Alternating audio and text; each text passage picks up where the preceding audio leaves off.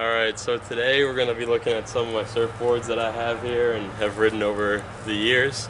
I'm injured right now. I tore a ligament in my foot playing basketball, so I figured it'd be a good time to make this video about my Quiver of Surfboards and what kind of boards I like to ride and whatnot. We start right here with a 5'8" Canyon. This is actually my sister's board, but she lets me ride it over the years a few times. It's kind of too small for me, so I don't ride it anymore, but I like how it has a squash tail rather than like your classic twin fin or small wave board swallowtail, because it kind of has a little more push to it when you can surf it. This board is my really old lost round nose fish. This is like a classic surfboard. Pretty famous, but I was really inspired by Dane Reynolds when I was younger, and he was riding this board where he like chopped off this back of his tail and made like this super pointed tail on a twin fin. So when I was younger I did that and sun cured the back of it. Right here we have the famous Neckbeard. It's a 6'4" Neckbeard. I have a lot of footage riding this. A lot of time when I was living in New England, this is the first board I brought up there. It was the only board I had with me. Great board, really fast, really loose, like a skateboard. I was in Montauk surfing over the summer, and I chopped the nose off. Didn't even hit the bottom, just kind of nose dove and ripped the nose off. So I tried to do a patch job myself, but it didn't turn out that well. Right here we have a 6'1" New Flyer. This board, as you can tell, all the groveler type boards are really beat up, including this one. I rode this board for a summer. It's a really good board. It just doesn't float me anymore. It's the story with a lot of these. But you know, maybe if I lose some weight I could get on that. This board is a 6'3" Cannibal. My friend Christian actually gave me this. And same kind of deal, it's super chippy. He actually rode it at Cloudbreak. It's an awesome board though.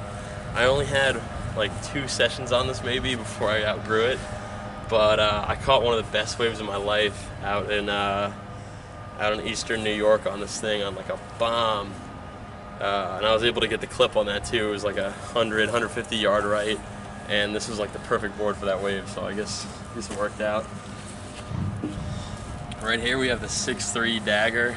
This is also when I was going through my Dane Reynolds phase and drawing the logo on everything. I really like this board because it's got a single to double concave. really deep concave on the bottom, and I love that for doing cutbacks. It's super drivey. It's got almost no rocker. Rode this in El Salvador a bunch. Love this board. Just a little too small for me also right now. And here we have the Bunger 6'6". Tom and Charlie Bunger, they're local guys on Long Island. They first made a 6'6" with black rails for me when I was younger. I outgrew it and I asked for the same board but just a little thicker. And this board was awesome for a while.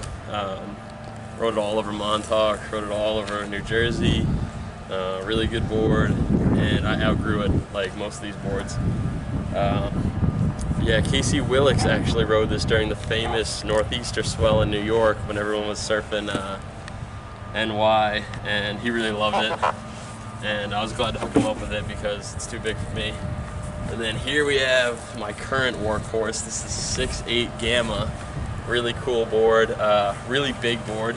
It's 6'8", 22 wide, and 3 1/8 thick. So this is what I ride right now because currently I'm around 230 pounds and I need the float.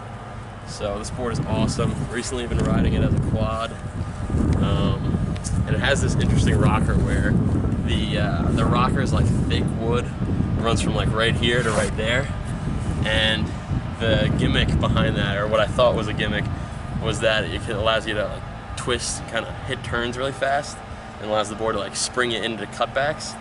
And it's actually totally true. I noticed when I was riding this, and you hit the lip, it kind of springs you down. Very cool. Very cool board. It's what I've been riding in most of the footage right now. Kind of in the only board that floats me. Here we have the Black Beauty. This guy is famous famous surfboard from the mid 80s into 90s. Tom Curran rode this a bunch, and this board was also my workhorse. After I broke the Neckbeard back there, this was my only board living with me in New England, and I rode this all the time, no matter what the conditions were.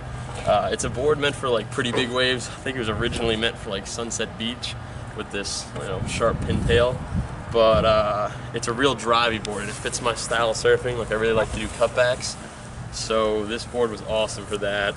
And it was in the shop again, so I didn't ride it during that big northeaster swell, but you'll probably see me out in the lineup in this more often because I just love it so much.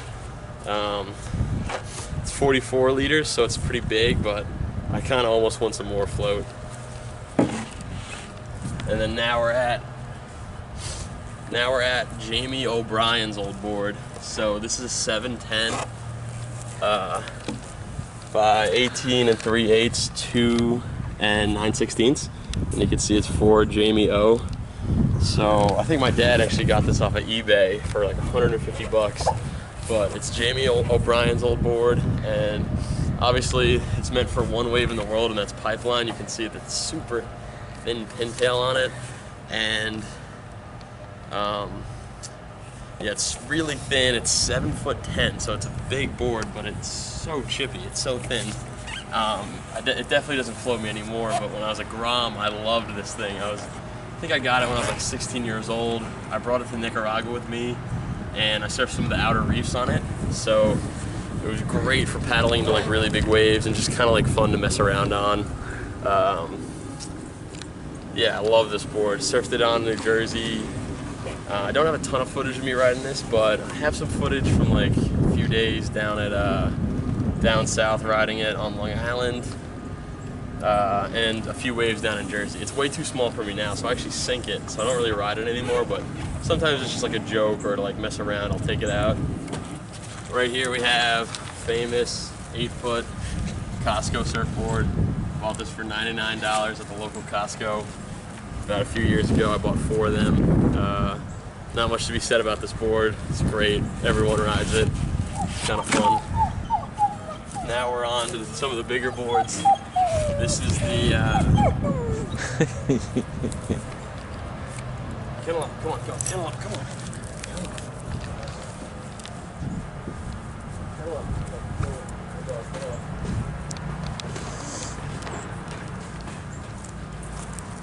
So right here we have the 10'6"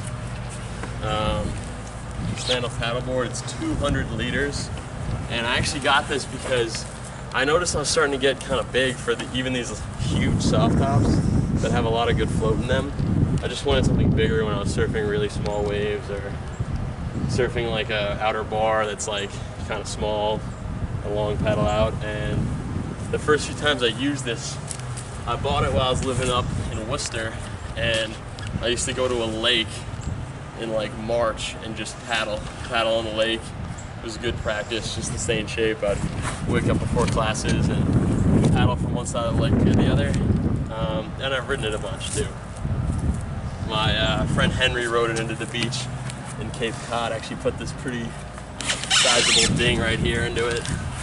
But that's all right. He was charging, And that's what you want to do with the soft tops. You want to ride them like crazy. You don't want to surf conservatively on them. And this brings us to our last board. I think this is actually my dad's cousin's windsurf board. I don't even know how long it is. That's 10'6". This is maybe 12 foot. So I think this is like a 12'5" surfboard. A 12'5" windsurf board, and maybe like 5 inches thick.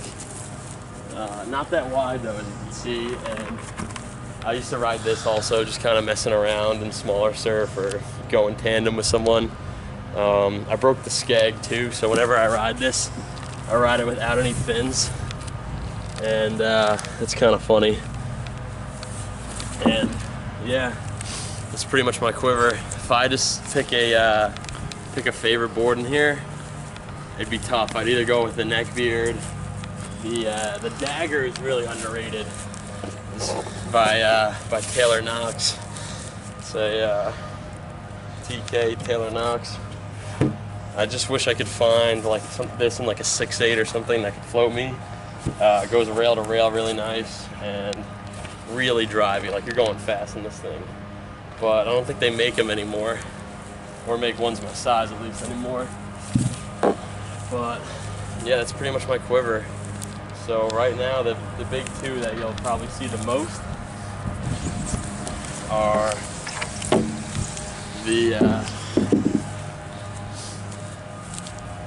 these are probably the big two you'll see the most. This is my like go-to quiver right now.